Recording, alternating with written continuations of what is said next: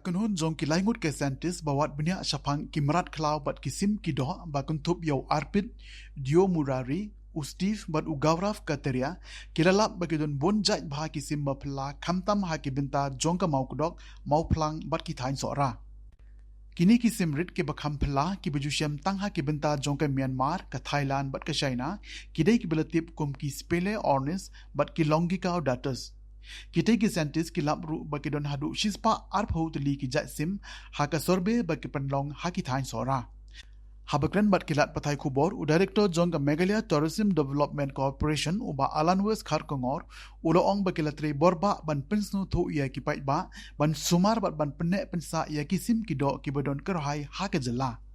Nakaliang jong ugauraf katari ubadi unong seng jong ka premium bird tour company India Birding Tour uloong ba ka Meghalaya kadon Bun Bha kilat pan paunam ha ka jingdon jong ki jai sim uloong ba kadon kami ka sarkar Jylla bakan keshan khnang bakin la banle kumbala maiphang Dhaka Arunachal Pradesh.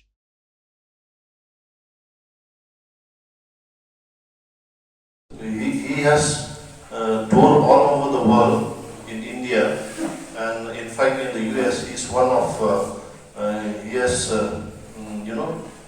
marked, done research, collected data, and also conduct birding tours in the US. In fact, one of the first birding circuit in the US is done by Steve. They've spent 3 days in Sohra, and I met them just now. And the good thing is that they have informed me that they have recorded not less than 120 species in 2 days. So just in 1 or 2 places. So most of you have not known also that in Meghalaya there is a bird that is endemic just in East Kashmir.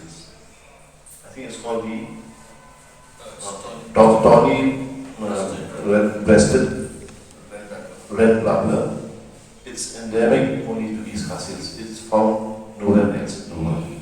And fortunately, one of them, they managed to get a photograph of the bird in Sohra.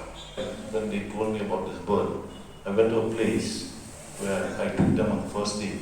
We could hear the sound. We could find people killing the birds. So the idea here is to inform people that you have such a bird in Meghalaya that is found only here, nowhere else.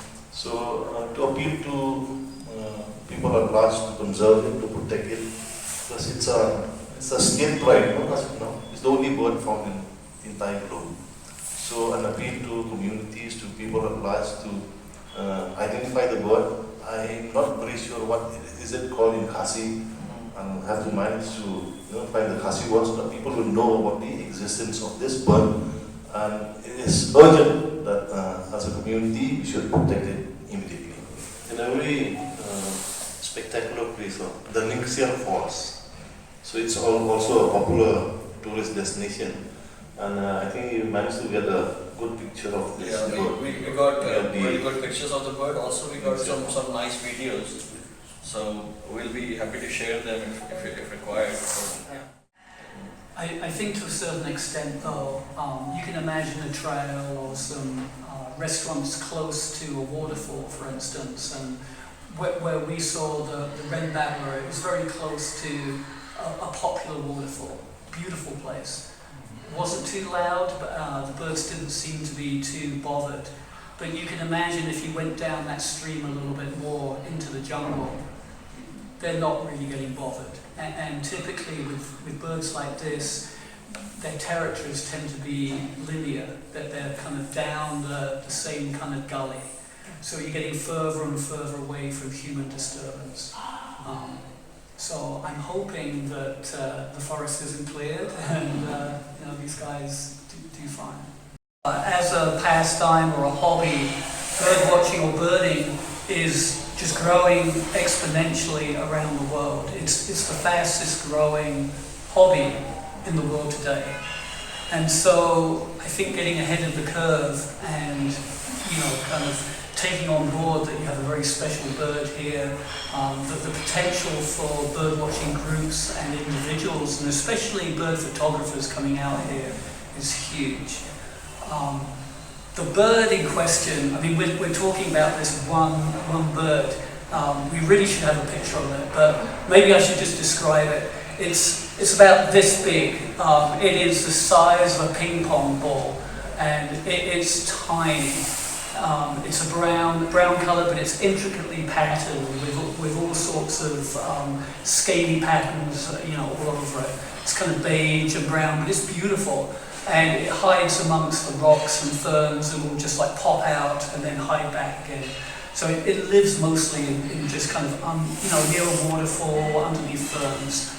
And so I think for all of us, you should have just seen the smiles and whoops of joy when we got to finally see it. This is a dream come true.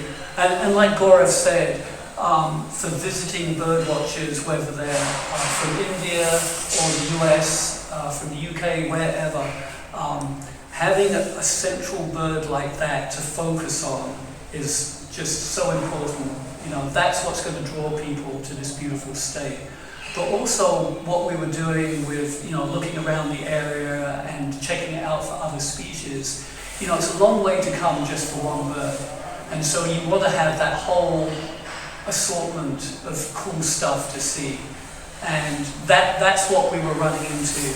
I mean, we had a beautiful flock of broadbills just come whooping by us, and then we ran into a bamboo partridge, which is super unusual to see.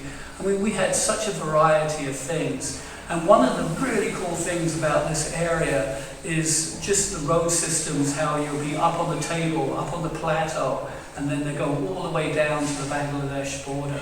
And so you're covering a real elevational range. And you get all different birds as the habitat changes. And just within a couple of hours, you can see a huge range of species. So from my perspective, just seeing how all the vegetation and the birds changed very quickly was really exciting.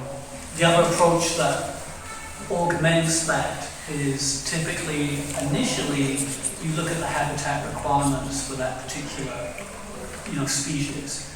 And so using various mapping software, you're able to delineate where you would expect to find it. And so you start off with a state, and then you put in the elevational range, and so you restrict it down, and then you throw in riparian areas, and you restrict it down even further, and then you throw in maybe some habitat requirements. So you're left with a very small part. And then on top, and then you start placing these listening devices or do bird surveys. So there's various approaches where it makes it a little bit easier. I see a parallel close to where I used to live in the US. The most recently, the newest species in the US is something called a Kesher crossbill. It's very similar to another species, and they split them apart so that suddenly there was this new species. It's only found on 2 mountains in southern Idaho.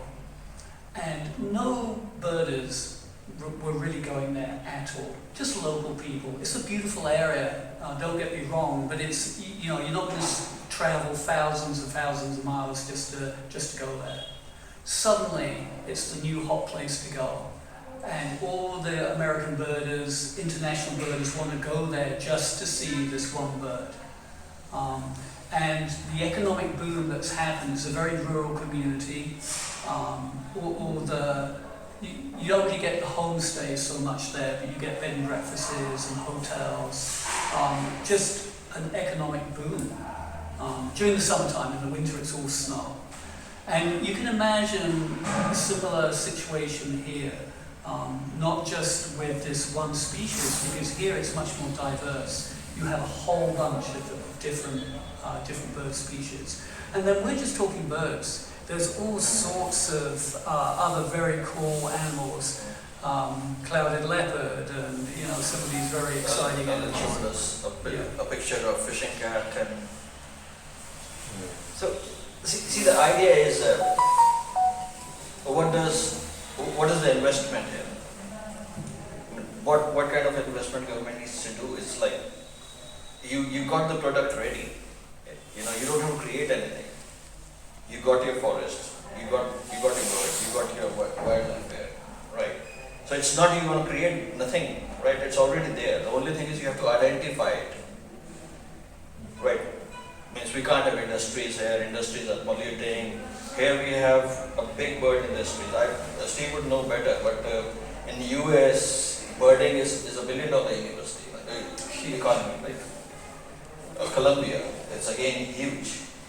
And India is, right now in India it's the fastest growing hobby. And Indians are spending so much money in buying equipments and stuff, like the cameras we are carrying is like almost 10 lakh rupees and stuff, and Canon and Nikon say that they have sold like maximum cameras in India. So you can imagine the kind of investment people are doing for bird watching. And if they have bought that camera, they have to use it, right? So they have to go somewhere in the field. So why not Meghalaya get ready for it?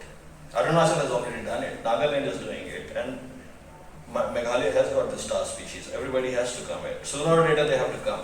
It's really interesting as well. I brought out groups from the US out to India specifically for birding. I've got four trips this year. And one of the classic places in the northeast that everyone's heard about is Arunachal Pradesh. Eagle Nest Preserve. It's world famous. And it became famous because of one bird, the baboon leotuka. It is a phenomenal place, but it's very remote. It's a bumpy road that takes you there, you've got to be careful of elephants, and then you're camping. So it's a certain type of person that will go there. And you have to be a hardcore birder. The amazing thing about here is you can be in a, as a couple, and maybe your partner isn't a birder, and you might be a hardcore birder. You can go off and see the red babbler, and your partner can just go to the waterfalls, and they can, just take advantage of all the other beautiful attractions while staying in a nice hotel or homestay. The infrastructure's here. When you look at some of these other regions like Arunachal, up in the mountains, that isn't there, and you've got a very long car journey to get anywhere. So there's a lot of things going for you guys.